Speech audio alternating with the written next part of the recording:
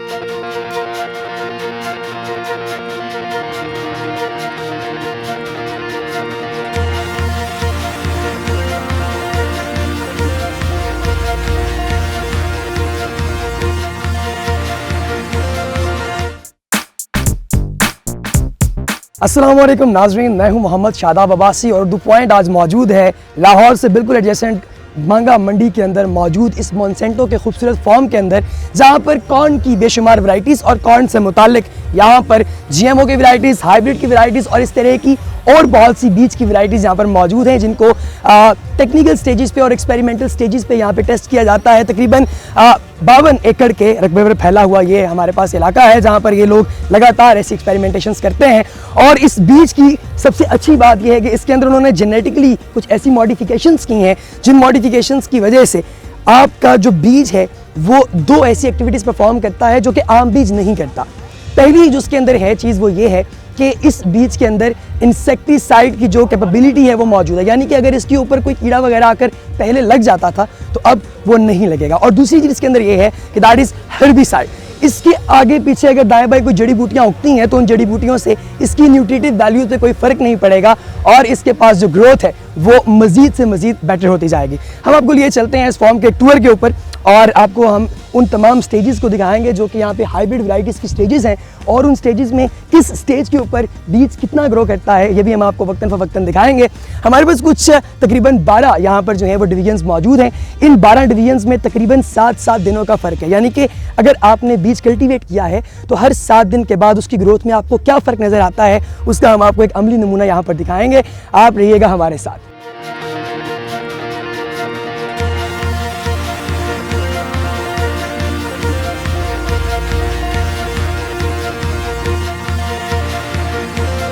जी तो नाज़रीन, हम लोग मौजूद हैं मोनसेंटो इंटरनेशनल के अंदर इस वक्त, और हमारे साथ मौजूद हैं इस कंपनी के कॉर्पोरेट हेड, और हम उनसे पूछेंगे कि आखिर ये मोनसेंटो है क्या और ये किस मुल्क की बेस्ड है और पाकिस्तान में इनके क्या ऐसे इंतजामात हैं जो कि पाकिस्तान की काया पलट देंगे फूड इंडस्ट्री के हवाले से। अस्सलाम वालेकुम। जी वालेकुम सलाम। सर, एक मुख्तसर हमें ब्रीफिंग दीजिए कि मोनसेंटो आखिर क्या है। मोनसेंटो कंपनी एक ग्लोबल एग्रीकल्चर टेक्नोलॉजी कंपनी है। दुनिया भर में हम एग्रीकल्चर की वो टेक्नोलॉजीज़ फराहम करते हैं जिससे सस्टेनेबली फार्मर्स पैदावार हासिल कर सकते हैं और फ्यूचर जनरेशन्स के लिए हम फूड सप्लाई इंश्योर कर सकते हैं। पाकिस्तान के अंदर हम बुनियादी तौर पे हम मकई के बीज और सब्जियों के बीज मार्केट करते हैं। इस वक्त हमारे पास एक लेटेस्ट टेक्नोलॉजी है जो यहाँ पे हमने फार्मर्स को डिस्प्ले किया, वो है बायोटेक्नोलॉजी या बायोटेक कॉर्न। वो हम उम्मीद करते हैं कि अगले साल से फार्मर्स को अवेलेबल होगी। आज हमने उसकी नुमाइश की है लोगों को दिखाने के लिए कि उसके क्या फ़वाइद हैं। इसकी खसूसियत यह है कि जो मकई का वो बीज मकई का जो पौधा है उसको कीड़े का अटैक नहीं होता और उसके ऊपर आप जड़ी बूटियों कंट्रोल बेहतर कर सकते हैं। इससे हम उम्मीद करते हैं कि फार्मर्स की यील्ड भी बेहतर होंगी, उनकी पैदावार बेहतर होगी, उनकी इनकम में इजाफा होगा और अगर आके एक माहौल पैदा होगा जहाँ फार्मर्स एक टेक्नोलॉजी को फुल तरीके से एम्ब्रेस करेंगे। सर, हमने ये भी सुना है कि आप लोग एक ब्रिज फ्राहम कर रहे हैं, मतलब एक ऐसा इकोनॉमिक कॉरिडोर आप लोग जो है वो प्रेजेंट कर रहे हैं एक फार्मर और जो बायर है उसके दरमियान, तो इसके बारे में कुछ बताइए। जी, ये जो हमारा DCALB लर्निंग सेंटर और फार्मर एक्सपो है, इसका बुनियादी मकसद ही यही है कि हम फार्मर्स को एक तो टेक्नोलॉजी दिखाएं, उसके अंदर हम उनको समझाएं कि उसके लिए बेस्ट एग्रोनॉमी क्या होती है यील्ड हासिल करने के लिए, और दूसरा सबसे ज़रूरी चीज़ है कि उनको हम कनेक्ट करें उन सारे वैल्यू चेन प्लेयर्स के साथ, उन सारे वेंडर्स के साथ, उन सारे सप्लायर्स के साथ और मार्केट के साथ जो ज़रूरी है उनके लिए मुनाफा बख्श एग्रीकल्चर में रहने के लिए। तो यहाँ पे जिस तरह आप देख सकेंगे कि यहाँ पे बहुत सारे फीड मिलर्स भी आए हुए हैं, ट्रैक्टर मैन्युफैक्चर, मशीनरी मैन्युफैक्चरर्स भी आए हुए हैं और फिर कुछ टेक्नोलॉजी और प्रोवाइडर्स आए हुए हैं, सोलर इक्विपमेंट प्रोवाइडर्स आए हुए हैं, जिन सबको हम फार्मर्स से मुतारिफ़ कराते हैं और फार्मर्स के कनेक्शन डेवलप करने में हेल्प करते हैं।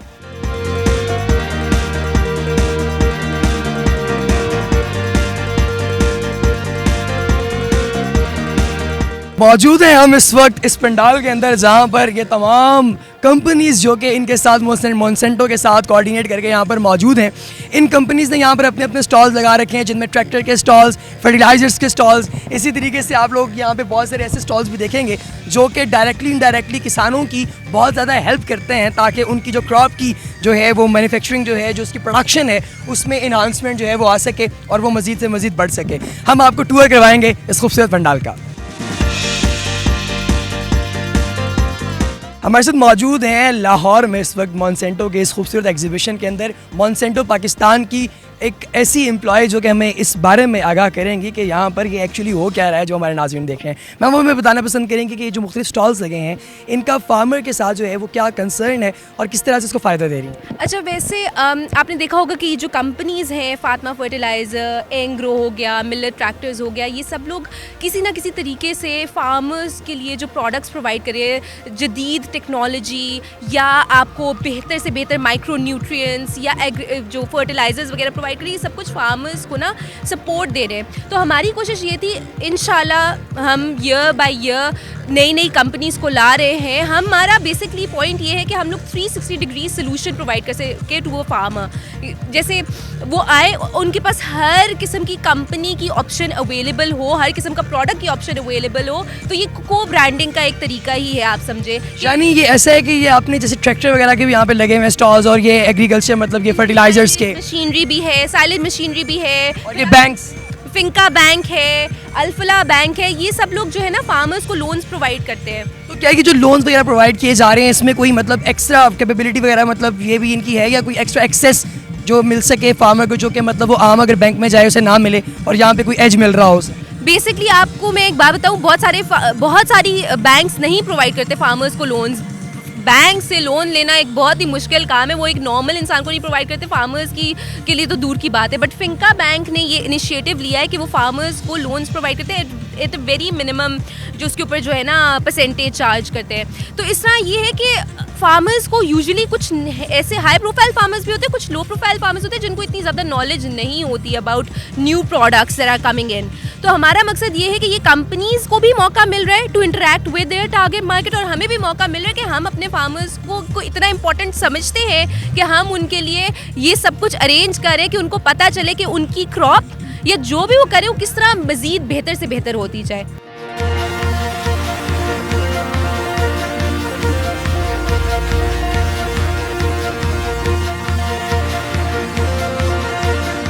ये हमारे पास सबसे पहला मरहला है जिसको भी हमारे कैमरे ने आपको दिखाया, ये उगाव का मरहला कहलाता है। इस मरहले के अंदर बीज के उगाव के लिए हमें जो कम से कम टेम्परेचर रिक्वायर्ड है, दैट इज़ 15 डिग्री सेल्सियस, यानी कि आपको 15 डिग्री सेंटीग्रेड का तो दर्जा हरारत है वो दरकार है, और जो ऑप्टिमम दर्जा हरारत इसका है वो 30 डिग्री तक जाता है। और अगर इससे ये बढ़ जाएगा तो फिर कुछ मसाइल हमारे पास जो है वो हो सकते हैं। और ये जो आपको स्टेज नज़र आ रही थी, ये स्टेज 7 दिन के बाद है, यानी आपने जब बीज काश्त कर दिया है तो 7वें दिन आपको ये नस्ल जो है वो नज़र आएगी। अब इससे अगले 7 दिन जब गुजरेंगे तो उसमें आपको क्या नज़र आएगा? आपको इस तरह की कॉम्प्लें नज़र आएंगी। ये ऐसे खूबसूरत छोटे छोटे आपके पास जो पौधे हैं, इसकी ये स्टेज है जिसे 3 से 4 या 5 पत्तों का मरहला भी कहा जाता है। चूँकि ये जो आपके पास कॉर्न की वैरायटी है, ये हमेशा ऑड नंबर में इसके लीव्स होते हैं, लिहाजा ये आपको 3 या 5 जो है वो पत्तों की स्टेज जो है वो आपको नज़र आएगी, और ये 7 दिन के गैप का जो है वो मरहला है। इसके बाद हम लोग आगे चलते हैं तो हमारे पास जो तीसरी इसकी स्टेज आती है, ये मरहला आपका है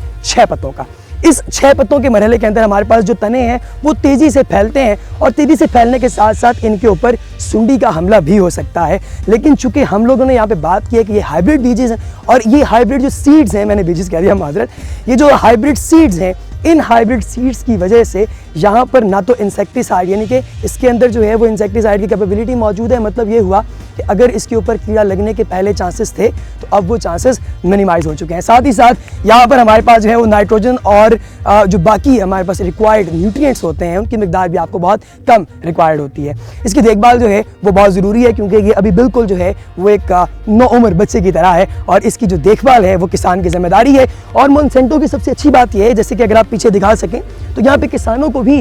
इस हवाले से नॉलेज दिया जा रहा है, बताया जा रहा है, उनको विजिट करवाया जा रहा है कि आखिर यहाँ पर क्या क्या ऐसी कैपेबिलिटीज़ मौजूद हैं इन बीज के अंदर जो कि किसी और बीज में मौजूद नहीं है। खैर इससे हम लोग अगली स्टेज पे चलते हैं जो कि 12 पत्तों का मरहला है। और ये इस नेक्स्ट स्टेज के अंदर हमारे पास जो है ये जो कॉम्पले हैं, यानी कि जो पत्ते हैं हमारे पास, कॉम्पले तो खैर मैं गलत कह दिया, ये आपके पास जो कॉम्पले हैं ये बड़ी फैली हुई होती हैं। और इसकी 12 पत्तों के मरहले के बाद जो है आपकी इस तमाम जो सीड्स हैं इनकी ग्रोथ जो है वो प्रॉपर आपको नज़र आ रही है। और यहाँ पर तकरीबन 12 पत्ते जो हैं वो आपको नज़र आते हैं। और इन 12 पत्तों की जो ग्रोथ है वो भी शुरू की स्टेजेस से काफ़ी ज़्यादा डिफरेंट हो गई है। इसके बाद जो आपके पास नेक्स्ट स्टेज आती है 12 पत्तों के मरहले की, उसमें आप लोग ये देख रहे हैं कि यहाँ पे एक तो चीज़ ये जो बहुत ज़रूरी समझने की बात वो ये है कि इस स्टेज के अंदर जो पौधा है उसकी अब ग्रोथ जो है अब वो मैच्योरिटी की तरफ बढ़ रही है, यानी कि अब इसकी जो मैच्योरिटी का लेवल है वो स्टार्ट होने वाला है। और इन पत्तों के ऊपर जो है अब मज़ीद कोई ऐसा कीड़ा वगैरह लगने के चांसेस कम हैं। द रीज़न इज़ दैट कि इसका जो बीज था उसके अंदर ये कैपेबिलिटी थी कि वो किसी भी किस्म के कीड़े से या जड़ी बूटियों से अपने आप को बचा सकती है। इसके बाद हमारे पास जो अगली स्टेज आती है ये टेसल या बुर लगने का मरहला होता है। अच्छा, टेसल के बारे में आपको बताते चलें कि ये कॉर्न के मेल पार्ट को कहते हैं। कॉर्न की जो वैरायटी है दैट इज़ हर्माफ्रोडाइट, यानी कि मेल और फीमेल ऑर्गन्स दोनों जो हैं वो एक ही पौधे के ऊपर पाए जाते हैं। और इसकी जो वेराइटीज़ हैं ये चूँकि इसके अंदर मौजूद हैं, जो आपको सबसे ऊपर वाला जो पत्ता नज़र आ रहा है यहाँ पे अंदर हमें तोड़ने की इजाज़त नहीं, वरना आपको तोड़ के दिखाते हैं, लेकिन आगे आपको जो इसकी फर्टिलाइजेशन की जो स्टेज है उसके अंदर आपको ये नज़र आ जाएगा। फर्टिलाइजेशन की स्टेज की तरफ हम लोग बढ़ते हैं तो हमारे पास यहाँ पे तौलीदी मराहिल जो है वो स्टार्ट हो गए हैं, जिसमें से सबसे पहला जो अमल है यानी सेक्सुअल रिप्रोडक्शन का जो पहला अमल है वो यहाँ से स्टार्ट होता है। इसके अंदर चूँकि होती है पोलिनेशन, ये सेल्फ पोलिनेशन भी हो सकती है और ये क्रॉस पोलिनेशन भी हो सकती है। और ये सबसे ऊपर अगर आप दिखा सकें तो यहाँ पर हमारे पास जो है वो टेसल लगे हुए हैं और इन टेसल के ऊपर जो है वो पॉन्ड, ये छोटे छोटे कॉर्न्स हैं और इन कॉर्न्स की जो है वो मौजूदगी के अंदर हमारे पास ये टेसल जो है वो प्रॉपर जब यहाँ से अपने पोलन्स फेंकेगा तो इसके नीचे मौजूद जो ओव्यूल का पोर्शन है, यानी जिसको हम कार्पेल भी कहते हैं साइंटिफिक लैंग्वेज में, उसके अंदर ये अल्टीमेटली जाके गिरेंगे। और इसके फौरी बाद में थोड़ा सा आगे चलूँ तो हमारे पास तौलीदी मरहला दूसरा स्टार्ट होता है और यहाँ पर ये पोलन ट्यूब्स जर्मिनेट होती हैं जो कि फ्यूजन न्यूक्लियस से बनती हैं। इन पोलन ट्यूब्स में से ये जितने इसके अंदर सिट्टे के खोशे होते हैं, दाने होते हैं, उतनी आपके पास जो हैं वो पोलन ट्यूब्स मौजूद होती हैं। हर एक पोलन ट्यूब के अंदर से स्पोर्स जो हैं वो एंटर होते हैं और अल्टीमेटली वो उस खोशे को जाके फर्टिलाइज करते हैं जो कि इसके नीचे पाया जाता है। इसके बाद हम लोग आगे चलते हैं तो हमारे पास तीसरा जो है वो तौलीदी मरहला स्टार्ट होता है और इसके अंदर हमारे पास जो बीज के हमारे पास जो खोशे हैं गंदम के बुनियादी तौर पे इस कॉर्न के, उन खोशों का जो रंग है वो कन्वर्ट हो जाता है टुवर्ड दूधिया कलर हो जाता है, बिल्कुल मिल्की टाइप जो है वो कलर इसका हो जाता है।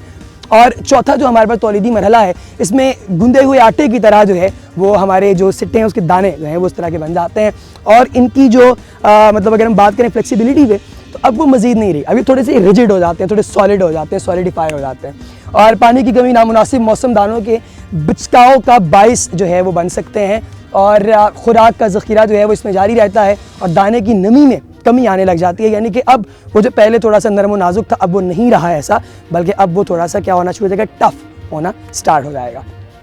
आगे हमारे पास जो है वो आपको प्रॉपर एक सिट्टा नज़र आएगा जो कि ग्रो हुआ है। अब देखिए यहाँ पे पोलन्स जो हैं वो बिल्कुल ख़त्म हो जाते हैं क्योंकि इसका फाइनल स्टेज है और इन पोलन्स के ख़त्म होने से, यानी पोलन ट्यूब्स के ख़त्म होने का मतलब ये हुआ कि अब इसके नीचे सिट्टे की जो वैरायटी है वो स्टार्ट हो चुकी है और आपको नज़र आएगा कि आपके पास जो सिट्टा है उसका जो रंग है वो भी अब येलो हो चुका है और इसका मतलब ये है कि ये पककर तैयार हो चुका है।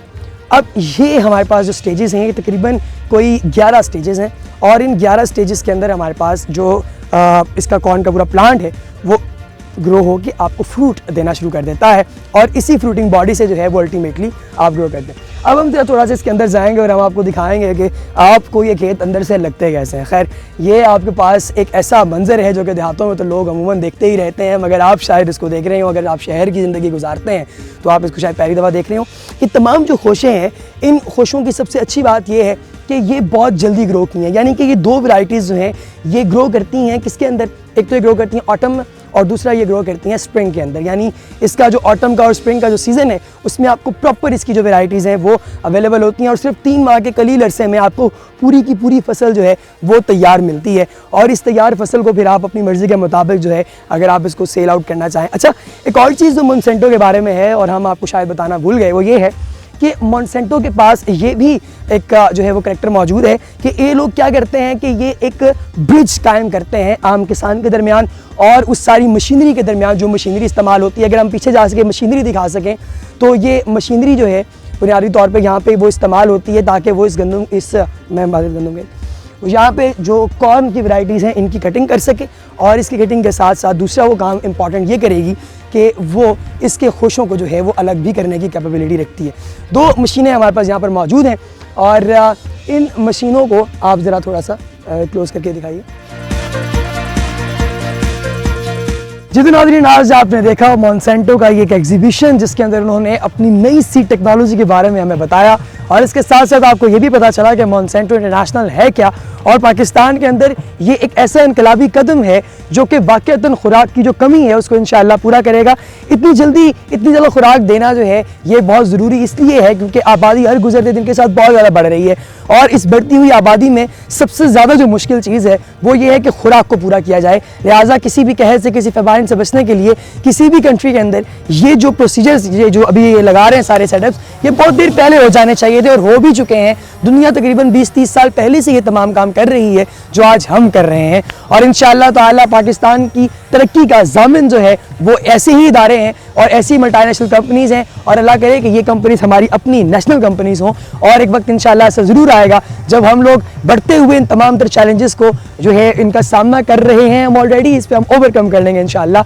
और पाकिस्तान यूं ही फलता फूलता रहेगा। यकीनन नाज़रीन, आज आपने बहुत सी चीज़ें सीखी होंगी, बहुत सी इंपॉर्टेंट चीज़ों का आप लोगों को इल्म हुआ होगा, और इस कॉर्न की फसल के अंदर से शादाब गुल साइनिंग ऑफ। अल्लाह हाफ़िज़।